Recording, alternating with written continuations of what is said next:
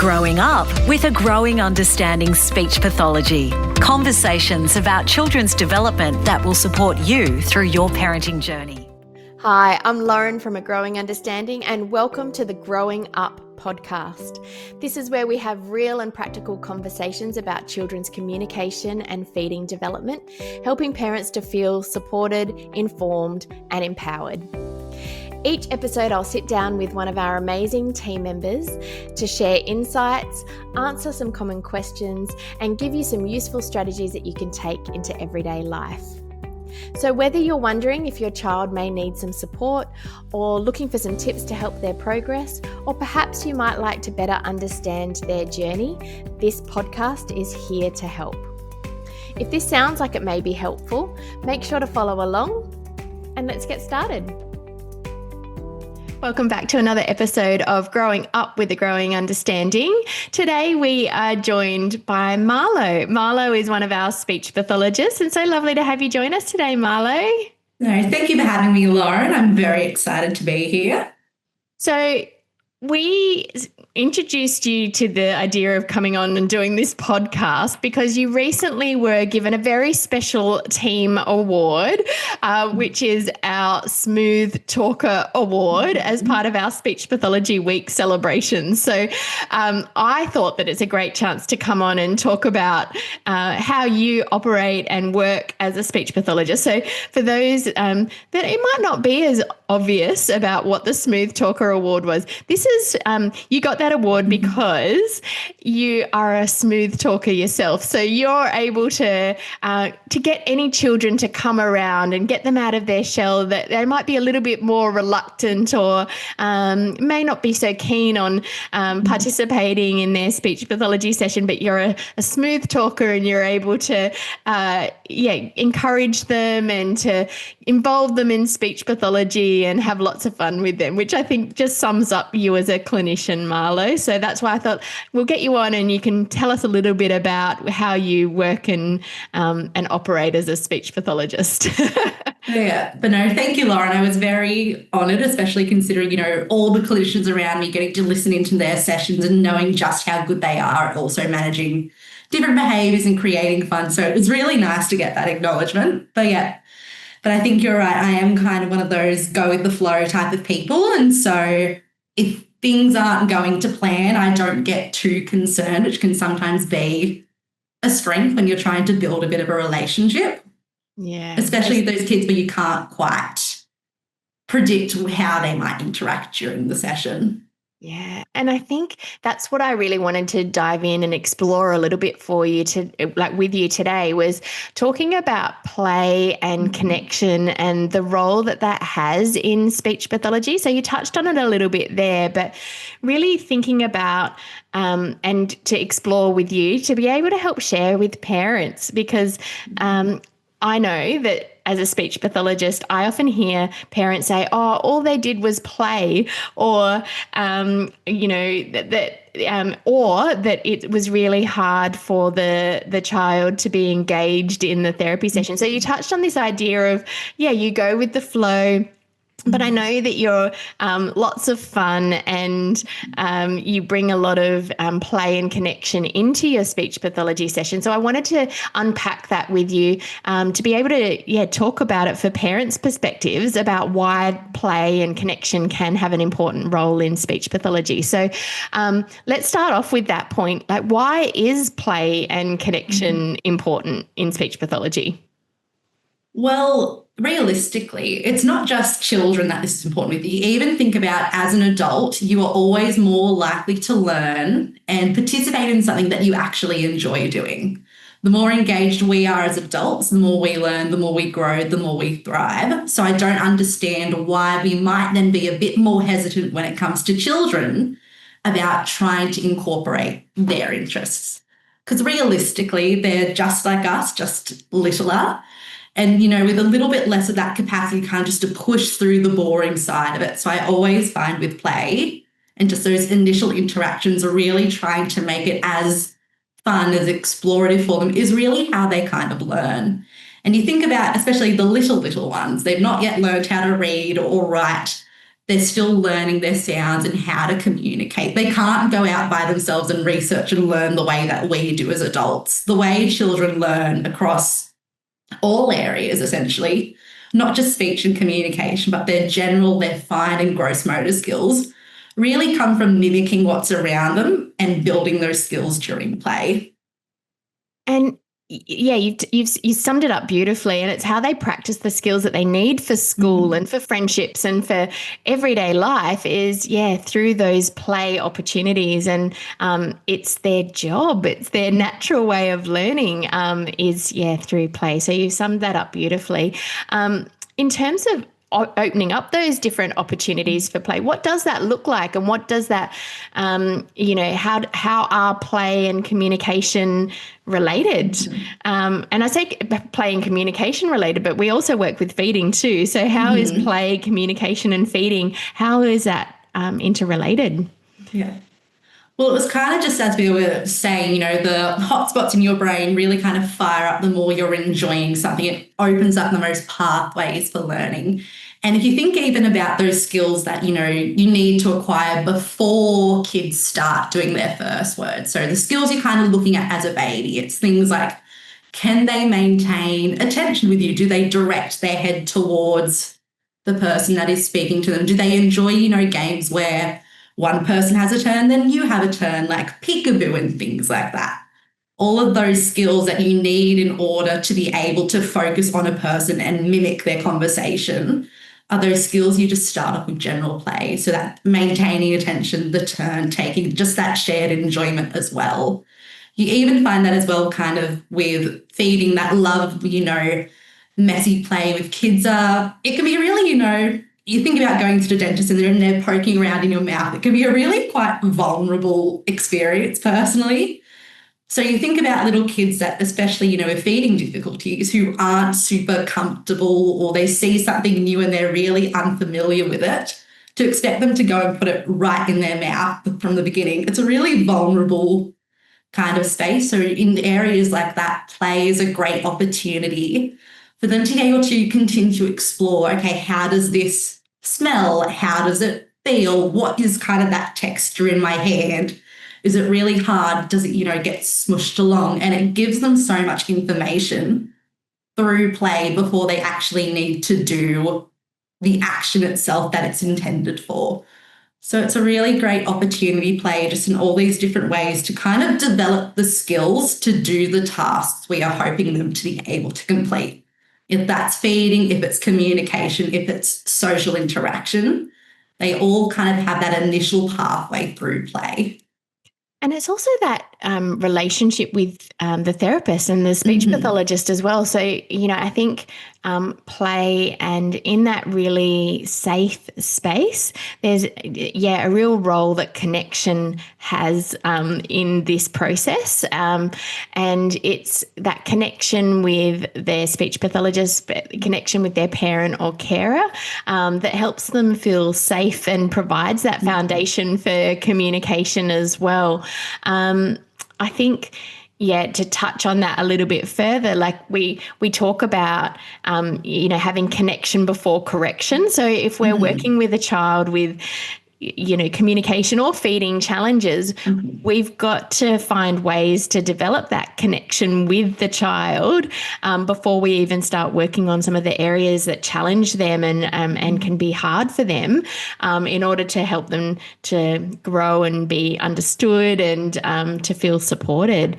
What are some of the ways that you like to build connection with the children that you're working with? What are some of the quick, easy wins that you get?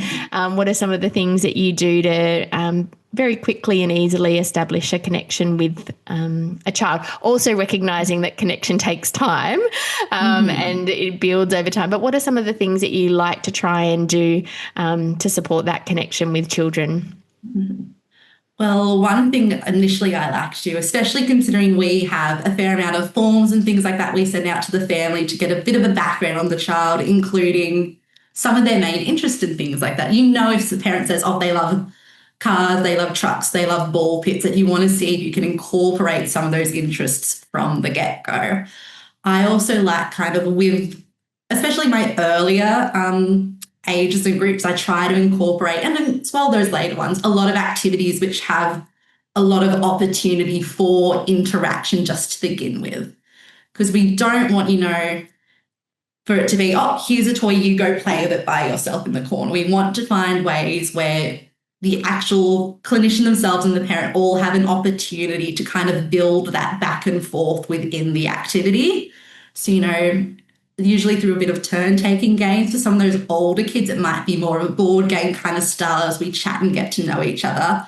But with little kids, it can be something very simple from ball pits to bubbles or anything, or even just blankets and peekaboo with the parachute as well, just to really get that back and forth interaction.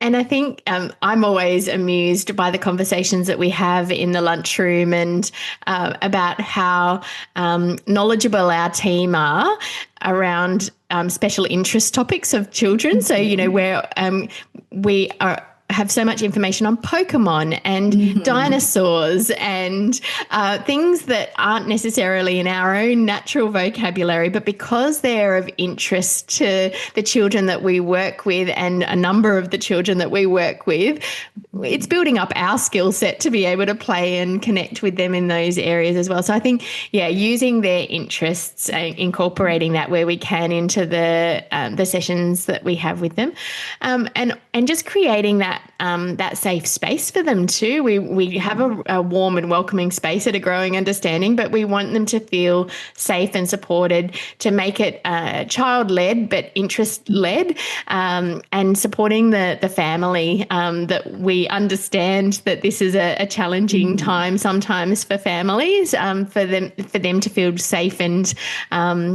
supported and develop that connection with the families as well. We know in terms of is play, we've spoken about it just now in terms of how play can be a really powerful lever that we can use to support communication and feeding development.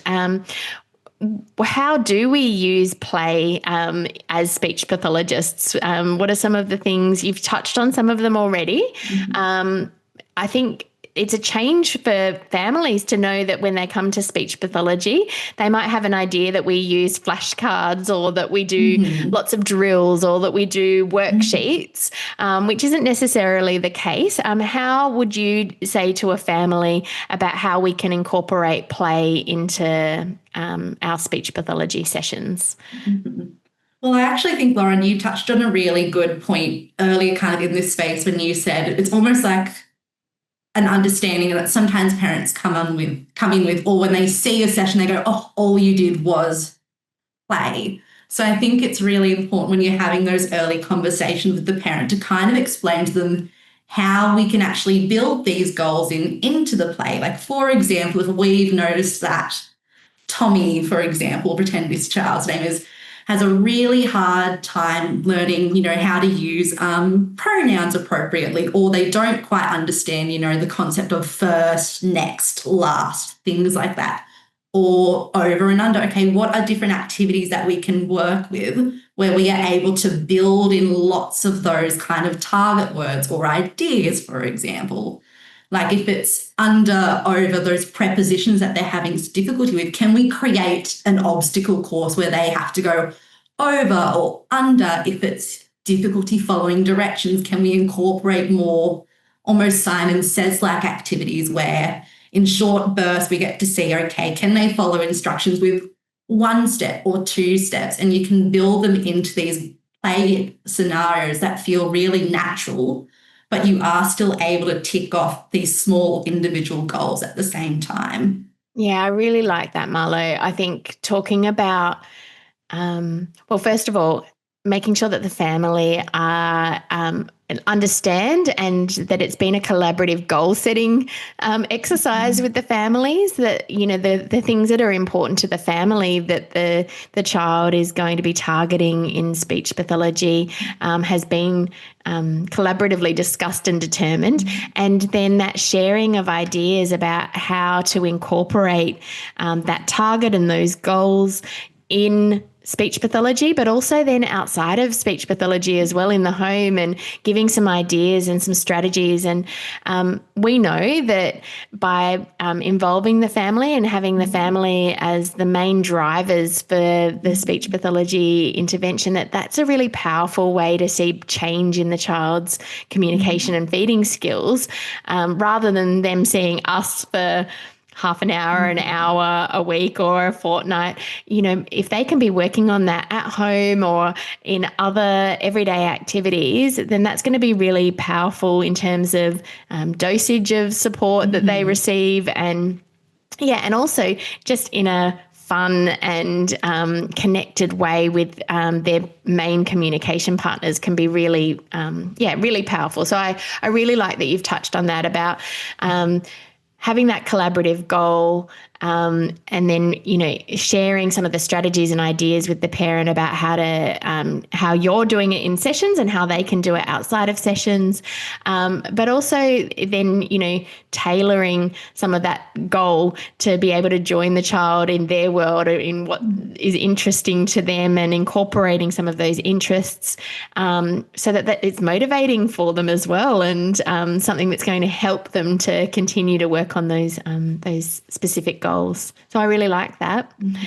To round out, Marlowe, what do you think parents could do at home that incorporates this idea of play and connection, to be able to support a child's communication and feeding? What could be a really nice starting point for parents who might be very early in their speech pathology journey, or they maybe haven't necessarily considered about the role of play and connection in speech pathology goals? What would be your advice to families who are listening? My kind of advice is to not be afraid if you feel like you're going to sound silly, because you see it in parents all the time, especially when we're working with children where they may be not as verbal yet. They're only using a few words, or they're not using any words yet. And the parents have really had to take a step back in how they communicate, and they can feel a little bit silly. So throw that all out the window, because you don't look ridiculous. You're doing what you need to do to support your child, and you're setting them up for a good amount of success by kind of meeting them where they are at, or just that level above. So not being afraid to look silly, but also kind of those things we touched on a bit earlier about just those basic interaction skills. So, okay, does your child like to go play on the trampoline by themselves? Is there a way that you could also get involved? Is it that you are pushing them out and shaking them whenever you say go? Is it, picking them up and flying them around like an airplane? Is it, simply having a ball and rolling it back and forth between each other? Trying to build those relationships and those activities where you can both be involved. And usually that involves, it can take a bit of detective work sometimes, finding which activities provide the most opportunity for those interaction skills. So really, I just recommend, following their lead, see what they're interested in, what can you get down and get involved with. And usually after a while, it might at first be like, oh my God, I don't know what to do. But you typically find just by following along, you can kind of see the patterns of, what toys they go for, what are the behaviours that they repeat constantly every time. What is it, because those are the great opportunities to add in just some really simple language strategies, like modelling 1 or 2 word sentences about the activity, just so that the child can kind of get that cause and effect relationship of this word equals this action. Or whenever I say go, mum picks me up and throws me up in the air. Yeah. I like all of those suggestions, Marlowe, and I think continuing to work with your speech pathologist to explore some of these ideas and concepts. And we take on that feedback from the parents as much as what we're sharing with them, to find out what's it looking like at home. What does your home practice look like? How are you incorporating play into your home practice? And we know that they're the conversations that we're having every time we see a family, and to be able to support some of those activities activities and some of that home practice, most certainly. We know that the role of parents is just so powerful, and we're very much wanting to support parents to be able to continue that home practice. So how we can incorporate your feedback and how your experience has been with play and connection with home practice is going to be really helpful. We know that, those small, regular, consistent, playful connections can be really powerful for families. And, that celebration of progress along the way can be really motivating for the children and families. So really grateful for you sharing all of your insights in regards to play and connection and how that is played out and how we see it. Did you like my play on words there? I did. Yeah, unintended. Really love seeing how that looks in your sessions. And thank you for sharing your insights.